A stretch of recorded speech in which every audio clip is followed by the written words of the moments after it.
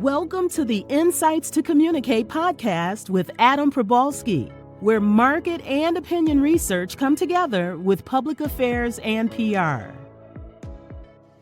Welcome to the podcast, Andy Barr, Uplift campaigns in California, but I assume you do work all over the country. Andy, why don't you, Andy's got an interesting path, was a journalist, became a political consultant, and has a pretty big shop here in California doing digital and other things. Andy, why don't you tell us kind of a little bit about what you do now and your path to where you got here? And then we'll duke it out on another subject. Cool. Thanks for having me. I grew up in Phoenix. My parents were politically active, though I would not say they were not like electeds or anything. One of my first memories is Arizona in its backward ways was the last state to accept Martin Luther King's birthday should be a holiday. There was a big fight over it in 92, I want to say. So one of my early memories is marching in that with my family.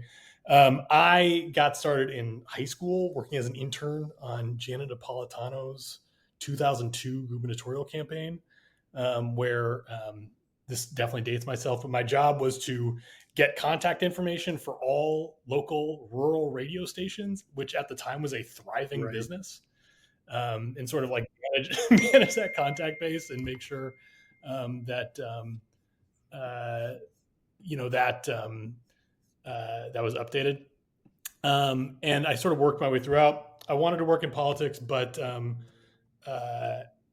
I didn't really have a path to do that when I got out of when I got out of college.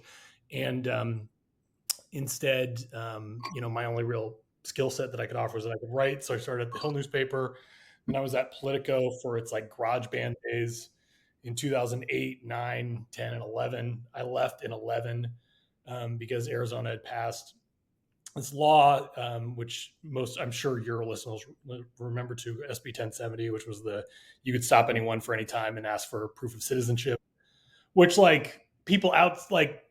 some people thought was like a security measure. To me, it was just like blatant racism. I mean, like I don't carry proof of citizenship on me at any time. Yeah. However, most people don't, and so I wanted to get back involved. I went to the state party. I worked on a Senate race. That was Richard Carmona's 2012 Senate race. So this was before it was cool to work on swing state stuff in Arizona. Met my future business partner, Adam Kinsey, there. I then went and did a year at SKDK back in DC, it just wasn't a good fit. It wasn't really what I wanted to do. I was too junior to really offer them a whole lot. And I had some people back in Phoenix that wanted to work with me, but I couldn't bring them in to be SKDK clients because they were all like city council races and stuff. So I left it and started with a shop that was originally called Saguaro Strategies. We were working just Phoenix stuff. I think for 4 years, we worked in Phoenix and Tucson almost exclusively. And we kept getting referred out to do digital work. And that morphed into a like national digital ad agency that is Uplift. And we now have offices all over the country. We have 23 people who work at the company, and we do races all over the place. And your focus is on digital ads. Do you do creative too? Yeah, so we do the creative and ad buying. We do a combination of direct client work, and then we also do, we have sort of a B2B business where we work with other firms and sort of help them scale up. There's nothing like, most of them are like totally transparent about the fact that we're involved. Sometimes we work as just an ad buyer. Right. Sometimes we work with TV firms to like provide a little more capacity or like do some of the static creative. Honestly, like we're built to be, we like know that we're at a weird sort of mesh / inflection point in what media is. Right. And we're built to be flexible and sort of help people work within that. Our view is it's all going to be like, there is no going to, like the separate silos of digital and TV are just going to melt away. Right. And we want to be prepared for that transition. And we want to help people make that transition rather than like try to protect fiefdoms. So, I mean, I kind of feel like you're right, but I also wonder. I mean, I know you're right eventually, but I know in, like, for instance, in my house, like, that remote control is like a super helpful thing because there's people Yeah. in my house that are not going to like figure out how to get to the streaming service. So having a cable is good. Um, Yeah. at what point does that really happen, do you think? Because I mean, there's still a market for cable, and they're diminished, and they still have the Yep. infrastructure. So are we 2 years away, 5 years away, 10 years away? I don't think it's going to be a full transition. So like cable is shrunk to around 60 million subscribers, right? There is no analogous streaming service except for Netflix, and Netflix, one, doesn't do political, and two, their ad business is a fraction of their, subscriber based business.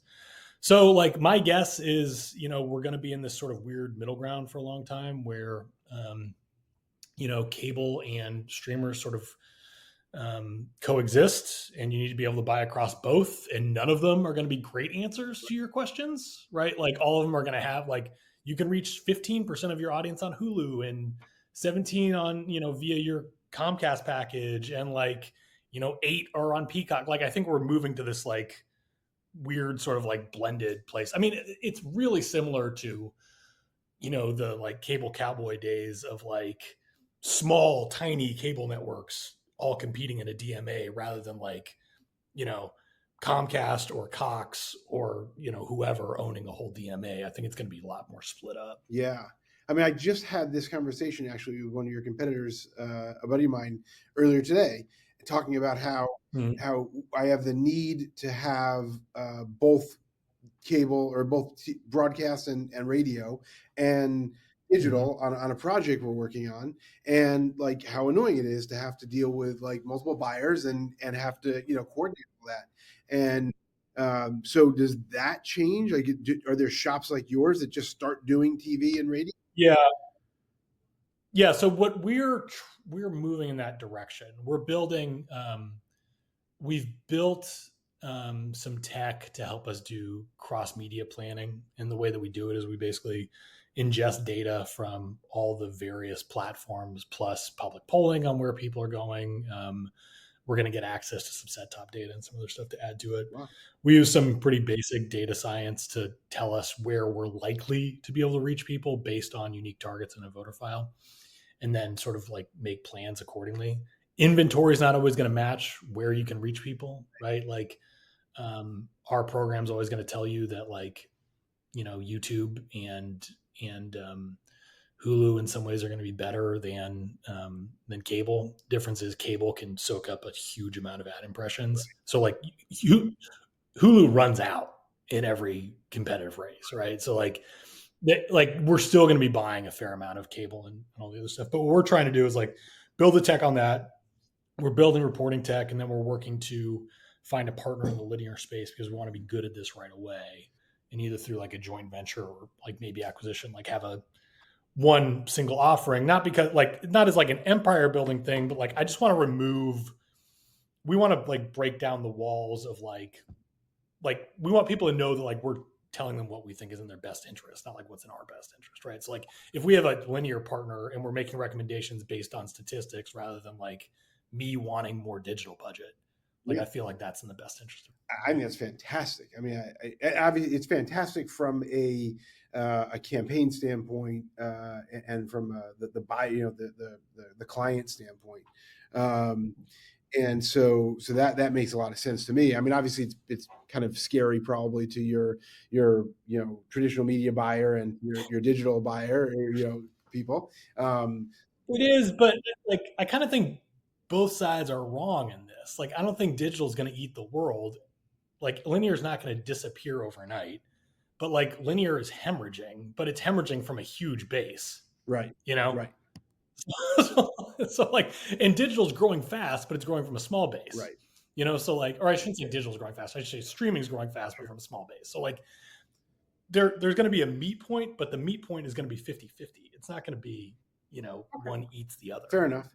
All right. So we're talking here about changes in the industry, and so that maybe takes us to the impetus for this conversation.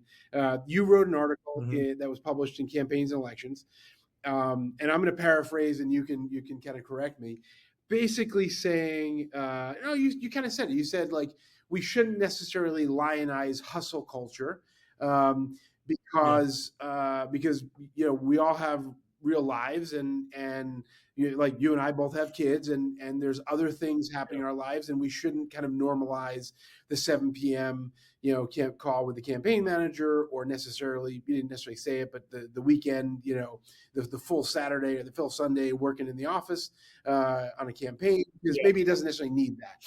And I don't like totally disagree. I like the idea of, I support work-life balance for my staff, and I Sure. think there's value in having parameters to work life. But growing up in campaigns, like your world is to just get stuff done and not worry Mhm. about the confines of time or space, or your only real constriction is dollars, as far as I can tell, in campaign world that I've ever Yeah. been in. So tell me why I'm wrong. I mean, look, I've only worked in and around campaigns. Like my time outside of campaigns was working at Politico, where I owed the then editor in chief, actually I think still might be editor in chief, a memo at 6:30 every morning. So like I'm like I get it, like I don't think we're gonna have like 30-hour work weeks and like 2 months of vacation working this, but I do think that sort of lionizing um, churn for the sake of churn and demonstrating that you're getting a lot, that you're like producing a lot in terms of sheer volume, isn't necessarily good for the outcome of the race. I think there are a lot of people, because the cycle moves so quickly, the news and information piece moves so quickly, campaigns sort of want to move that quickly, and they want to be on top of everything. They want to respond to everything. They need to um, they just feel like the pace needs to keep moving and moving, moving. What I'm sort of coming to the conclusion, though, is that like that is one. I mean, there's like a human element to it where you're driving good people out of business, or out of the business. And two is, I think pace is replacing sort of like higher level thinking. I'm noticing like less and less sort of like big picture analysis and critical thinking on a lot of these races, and more focus on just like how fast can we move and how much can we do. Um, I mean, like I think the great example of this, and I'm speaking this coming from the digital world, is like there's this bemoaning of sort of the drop off of small dollar fundraising this cycle, and like the truth is we killed that. Like it was a classic tragedy of the common situation. Everybody knew it was happening at the time, but campaigns, just like each individual one, acted in their self-interest and just like pushed and pushed and pushed and pushed and pushed to the point where like it's not dead. It still happens. People still give online, Right. but like, you know, it was so clear that we were overusing that medium. Yeah. But can't like nobody wanted to be the ones who like thought a little more constructively about this. The answer was always just send more, do more, buy more names, reach out to more people. And we killed a great thing for the industry, because we sort of like wanted just to like do more, and we didn't want to like think critically about the problem. Sure. Um, and I'm seeing that sort of too in like media planning right now, where like people have a lot of like firm rules about like what is certain things and how things work, and like they don't want to. I feel like the hustle culture element, the constantly innovating, or not constantly innovating, like constantly pushing, constantly like driving churn and like all the other stuff, is not letting us have the space to like be honest about like what's working, what's not, and sort of have like open conversations about the fact like not all of us have the answers to this place right now. Like the world is changing pretty dramatically in terms of how we can talk to people, but there's this cultural drive within the political world to just like move as fast as possible and have the answer and not want to like have conversations about this stuff. And I think it leads to a lot of bad outcomes. I think you're right in the idea of not having space to kind of think through things. I think that's true for sure. Mhm. I don't necessarily Yeah. know if that's a symptom of driving people too hard necessarily. I think it's just people not valuing that. But here's the way I see it. I think the industry changes for the better a lot, but not as much as other industry does. Like there's definitely, and I hear this criticism all the time, where consultants or vendors, well, mostly vendors will show up in California, and it's a little bit less so now, but like for the last decade or so, they show up, and because I'll see anybody shows up at my door, I'll see them, and they're always talking about how hard it is to break into California and politics and I grew up here, so it hasn't been hard for me. But I've seen that kind of thing when we've shown up in Texas, or we've shown up in Florida and other places. So I've seen it to some degree. But I think that I think there's some value in kind of pausing and seeing, okay, who else is out there? Who should we include in the thought process of what comes next? Maybe not have so much churn like you're saying, and kind of think things through. I just I do think, though, from I think hustle. Somebody else wrote, I saw in kind of a chain of conversation there, that hustle is a good thing, but churn is a bad thing. Whatever you want to call it.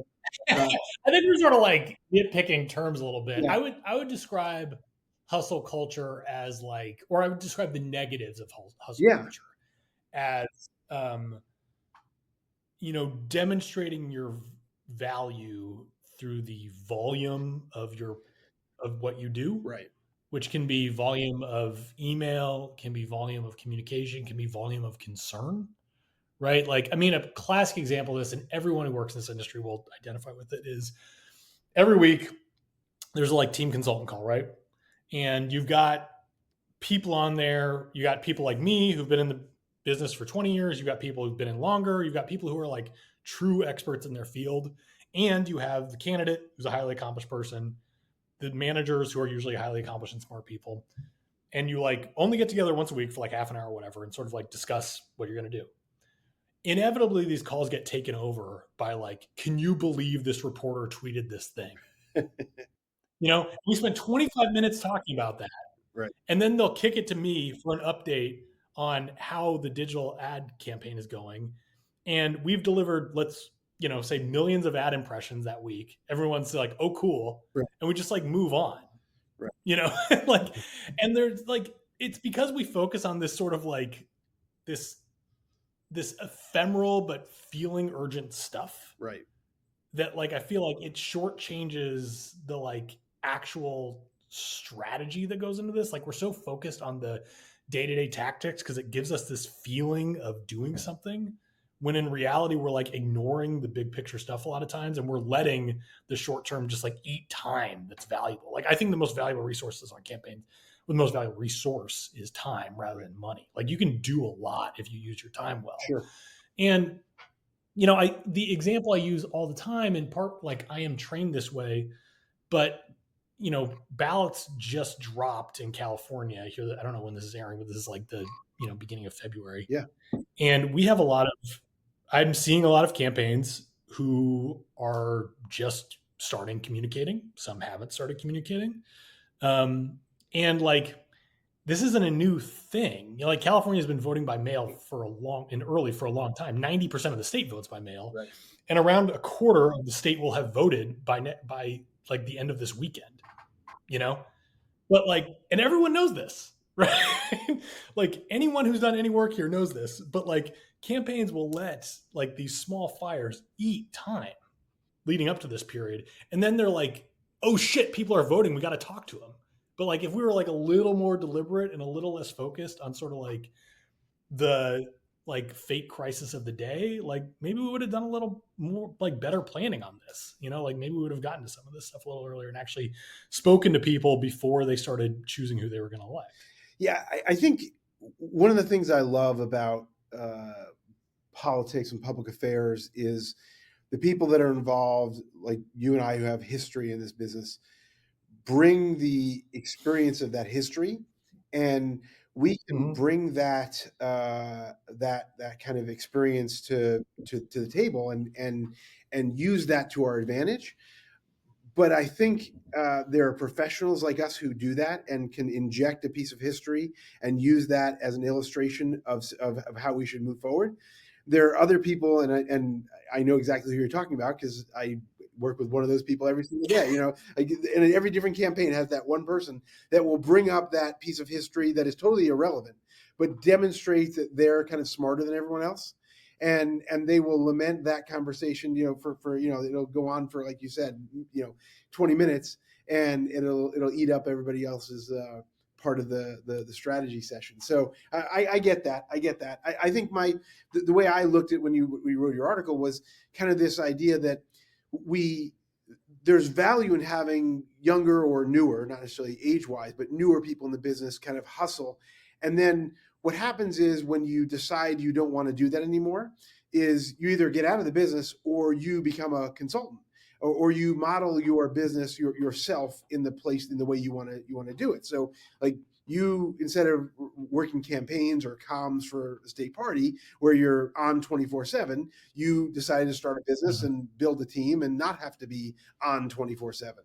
So that's just kind of the way I looked at it, where it's okay for newcomers to work until midnight and have pizza at 1 o'clock in the morning and beer Yeah, and get stuff done. It's okay for those people to do that sort of thing, and when they're ready to not do that sort of thing, they get to move on to something else. I don't think I fully agree. I think a lot of I don't I don't disagree that there are times where people need to work a lot of time, a lot of hours, and work hard. But I do think that um, this line of work is too often treated like a lifestyle rather than a profession. And I view it as a profession, and I act like a professional, and I expect people I'm working with to treat it as a profession.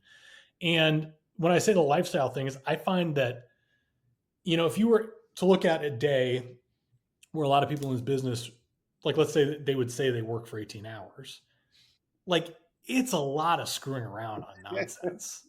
Like, it is. I'm sorry. And like, and so like, I think some ways people make themselves busier than they need to be because they don't treat it like a profession, because they treat it like a thing that they need to be sacrificing for all the time. And like, that's not like, it's not that I don't think this stuff's important. Like I think I would have, um, like a lot. I think I would have an easier and more lucrative time if I was working in the corporate world. I mean, I don't know what I'm talking about. I've never worked in the corporate world. But like, I like this stuff is important to me, but because it's important to me, like I want to get better all the time, and I want to treat it as if I am a professional on this stuff. And I do think that carries from working on these races in the consultant world, where because you were rewarded on the campaign for being the person who was there at 10 o'clock at night. Right. Now, are you there at 10 o'clock at night because you didn't start working until 6 p.m.? Maybe, Right. you know, but like that stuff, if that stuff gets rewarded, those people become the consultants. And then the consultants sort of like view it as their job to make everyone's life crazy by sending like a million signal flares that like don't necessarily like have any impact on the outcome of the race, and then we're just rewarding busyness. So are you telling me that spending 4 hours trying to recruit someone in a neighborhood of the brother-in-law of the candidate to get access to the Nextdoor account of what the brother-in-law puts out there that's not worthwhile? It's not a 4 hour expenditure of time that's valuable? I think campaigns should focus on stuff that's scalable, right? And like to your point, no, I don't. And it's the same way that like I don't think that like the world's ending if every campaign thinks the local political reporter hates them. And having been the local reporter, political reporter, not local, I was the national political reporter, but like that's not true. We're just like doing a million things, Right. and like so it's just like we get so hung up on like this small individual stuff that doesn't scale, and then all of a sudden we're like, we aren't doing the stuff that needs to scale, like, and like, I did a Senate race where most of us were off the clock at, 6 or 7. And it was largely because like, it was a very disciplined culture. Like the campaign manager was, approaching her 40s. She had been a chief of staff before, like she was a pro, Right. and she ran it like an off. Like she expected us to like be there on time and do all the other stuff. Like most of the campaign staff the senior staff was all in there. We had an early morning meeting. We like got about our day. And I'll find a lot of these places where, they, like they're sort of driving at all hours on weekends. It's partially because they're not managing their time well, Right. and they're not treating it like a profession. All right. So let's jump to a few more minutes of mentor. You have a mentor that you have to give a shout out to because they were like instrumental in your success? Oh man. I have quite a few. John Harris at Politico is a huge mentor of mine. Not in the like operative business I do now, but in terms of like how I think, and sort of like how to work hard and enjoy what you're doing. Like John has a really strong sense of humor and like dry sense of humor. I haven't talked to him in years. He'd probably be surprised to hear this, but he worked very hard, but he enjoyed what he was doing. He enjoyed his people. He enjoyed building that thing. In the political space, I have quite a few that I've worked with and admire. I've got like a few friends in my peer group among the folks who are a little older and help sort of bring me along. Like Scott Kozar, Dan Senna, Bill Burton out here in California, Emily Campbell, who's at Dover, who's a mail consultant, have been sort of instrumental in helping me move up in the world and get to like work on bigger stuff, but also sort of like fine tune what we do and be honest about the things that we're weak on and help us. But I think one thing that's a little different about us is it took me a while to get here. Like the first 4 or 5 years of the firm were nothing to write home about, like we're sort of like actors who got famous in their 40s, it's right. Like we have mentors, but like, it took us a while. So like there was a slow build, but yeah, I think the thing that would be more helpful is people who have like recognized maybe a diamond in the rough rather than people who like pushed us to this point. Very cool. All right. And then tech stack, like how do you guys communicate as a company? How do you get your work done? Much to the chagrin of like half the company, I despise Slack. Okay. So we don't use Slack.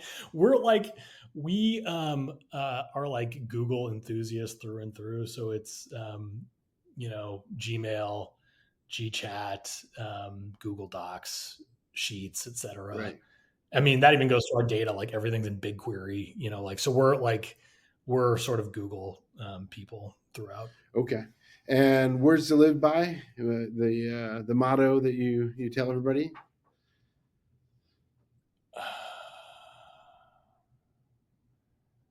That's a good question. Just words of advice. I think like my words of advice on this, and I try to like impart this on people who work here, is like, we do try to have fun with this. Like it's important. It is stressful and other stuff, but like, you have to sort of like find the humor and joy in this. Like it's ultimately like a human communications medium. And like, I really do love making ads and working on campaigns and all sorts of other stuff that goes into this. And you need to find sort of like the joy in what you're doing, because if it's just like being a machine churning stuff out, like you're not going to last long in this. Makes a lot of sense. Okay. Andy, grateful for you being on the podcast. Thank you very much. Thanks, Adam.